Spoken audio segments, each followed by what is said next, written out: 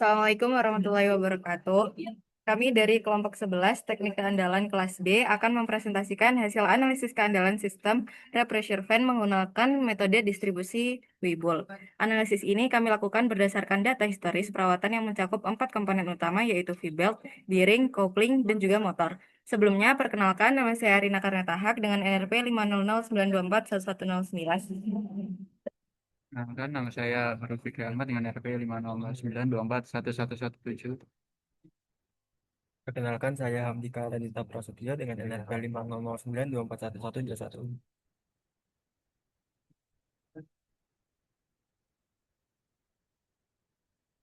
Jadi latar belakang penelitian ini muncul karena dari permasalahan umum pada sistem industri, yaitu tingginya tingkat kegagalan komponen akibat perawatan yang bersifat reaktif. Karena itu dibutuhkan pendekatan prediktif berbasis analisis keandalan untuk mengantisipasi kegagalan sistem repressure fan.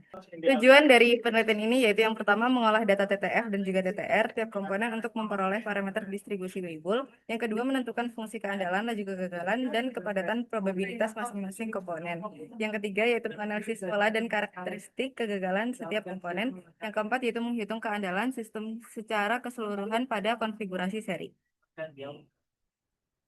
Dasar teori yang kami gunakan yaitu yang pertama adalah keandalan. Keandalan merupakan probabilitas suatu komponen atau sistem dapat berfungsi dengan baik tanpa mengalami kegagalan selama jangka waktu tertentu dalam kondisi operasi yang telah ditentukan menurut Ebeling tahun 2010. Konsep ini penting untuk menilai sejauh mana sistem mampu mempertahankan kinerjanya secara konsisten. Yang kedua yaitu distribusi Weibull. Distribusi Weibull merupakan salah satu model statistik yang paling umum digunakan dalam analisis keandalan karena mampu menggambarkan pola kegagalan yang meningkat, menurun, maupun konstan seiring waktu operasi menurut Ebeling tahun 2010. Metode ini membantu dalam menentukan umur pakai dan karakteristik kegagalan komponen.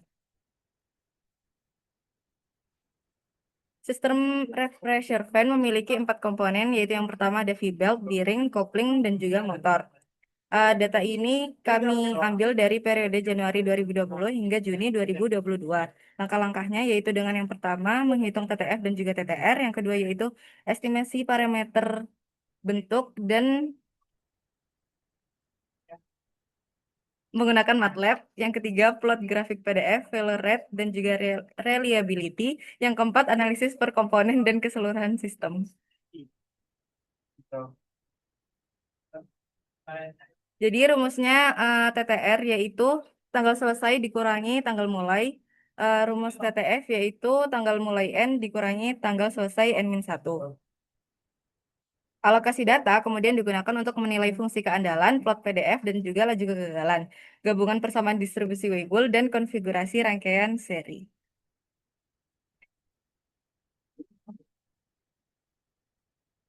Baik, kemudian kita akan membahas analisis dan data.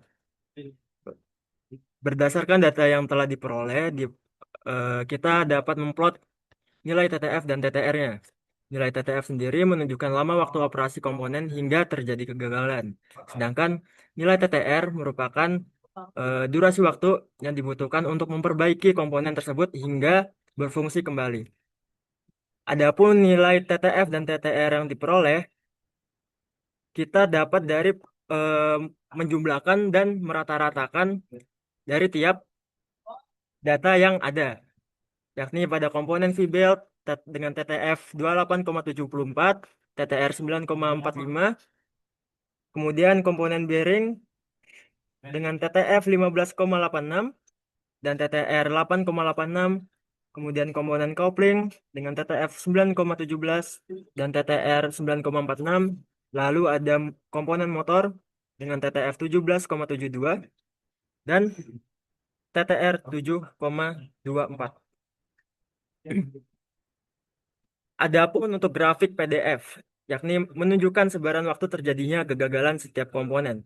Pada grafik PDF V-belt menunjukkan nilai FT tertinggi secara signifikan terjadi pada waktu T eh, sekitar 0 hari dan menurun drastis secara eksponensial seiring bertambahnya waktu operasi.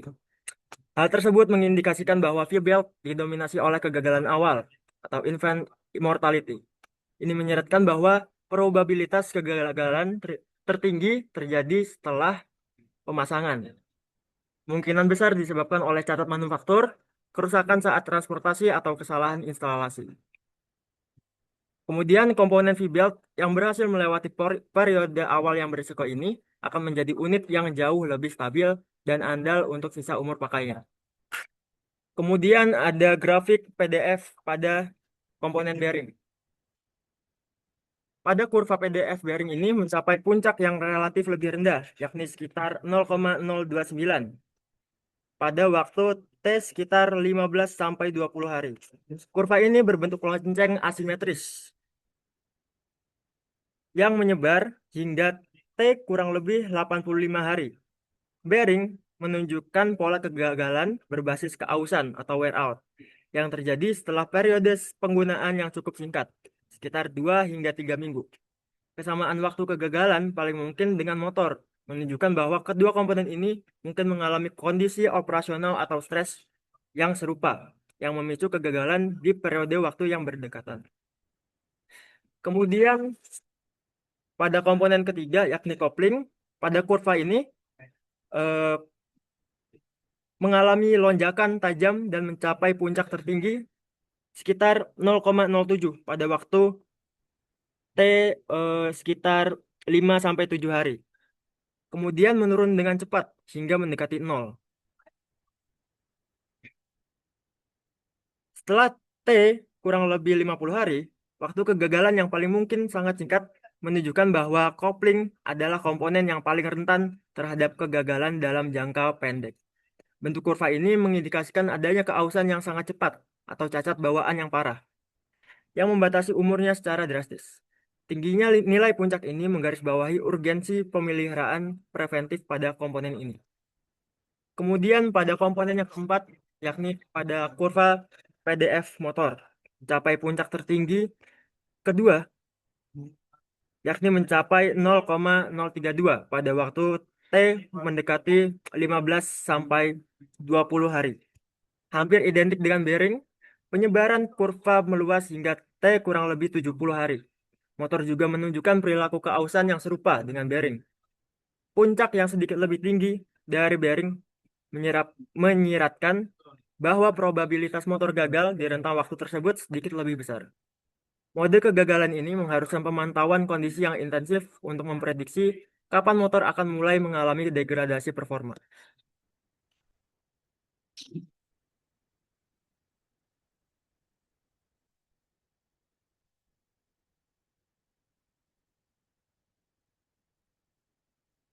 Kemudian pada data analisis grafik failure rate, di mana grafik laju kegagalan menunjukkan bagaimana tingkat kegagalan tiap komponen berubah seiring waktu. Pada grafik failure rate pada V-belt menunjukkan lambda T menurun drastis dari 0,075 pada T saat 0 dan menjadi 0,015 pada saat T 350 hari. Penurunan tingkat kegagalan ini adalah bukti kuat bahwa V-belt di fase awal kurva petap resiko kegagalan tertinggi terjadi di awal operasi. Dan komponen yang berhasil melewati masa kritis ini akan menjadi lebih andal.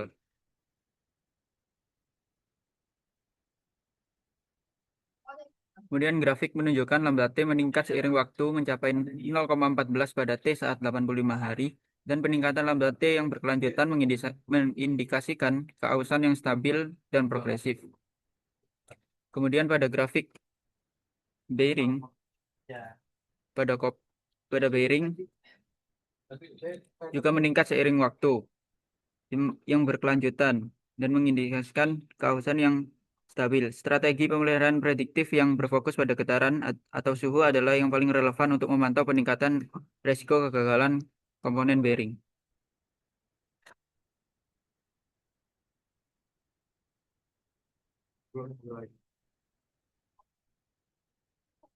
Kemudian pada grafik failure rate function pada kopling menunjukkan bahwa lambda T meningkat drastis dan melengkung ke atas mencapai 0,27 pada saat T sama dengan 50.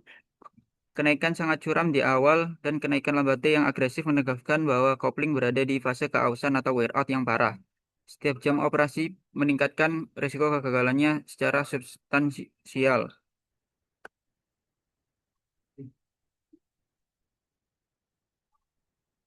Kemudian pada failure rate motor menunjukkan bahwa lambda T meningkat seiring waktu mencapai 0,175 pada T saat 75 hari dengan kurva yang terlihat hampir linear di pertengahan. Motor berada dalam fase kausan yang stabil dibandingkan dengan kopling. Peningkatnya tidak seagresif tetapi resiko kegagalannya tetap tinggi.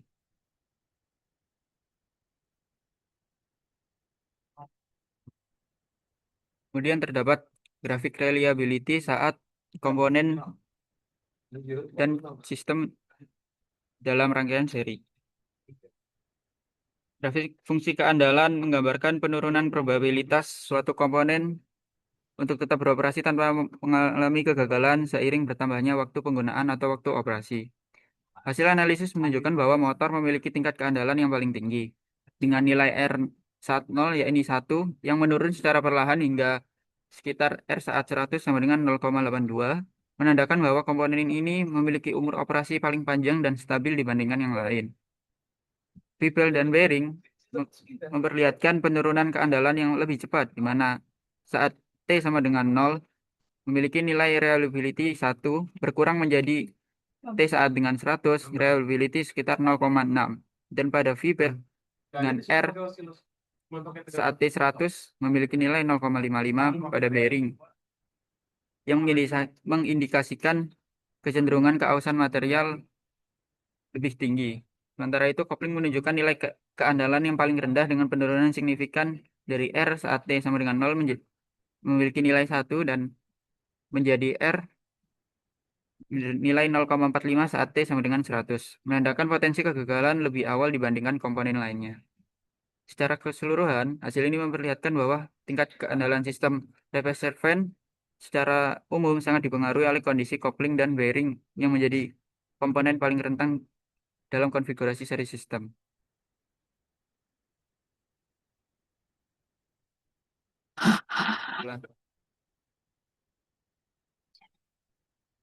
Tinggal kesimpulan.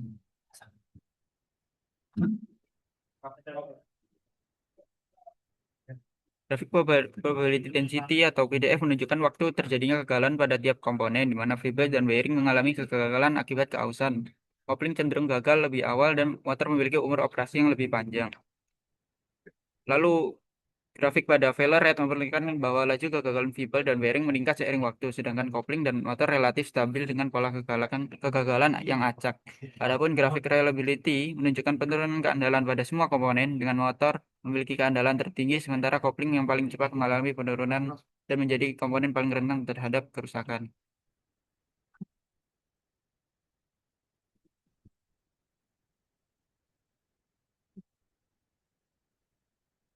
Berdasarkan hasil analisis keandalan pada sistem rep pressure fan menggunakan metode distribusi Weibull, dapat disimpulkan bahwa setiap komponen memiliki pola kegagalan yang berbeda sesuai dengan karakteristik dan kondisi operasinya. Komponen V-belt dan bearing menunjukkan kecenderungan mengalami kegagalan akibat keausan seiring bertambahnya waktu pemakaian. Sedangkan kopling dan motor cenderung mengalami kegagalan secara acak yang tidak bergantung pada umur operasi.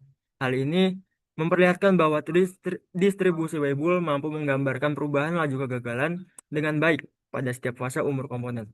Secara keseluruhan, analisis ini memberikan gambaran menyeluruh mengenai tingkat keandalan sistem dan dapat dijadikan acuan dalam penyusunan strategi pemeliharaan yang lebih efektif, sehingga performa dan keandalan sistem repressor fan dapat terjaga secara optimal.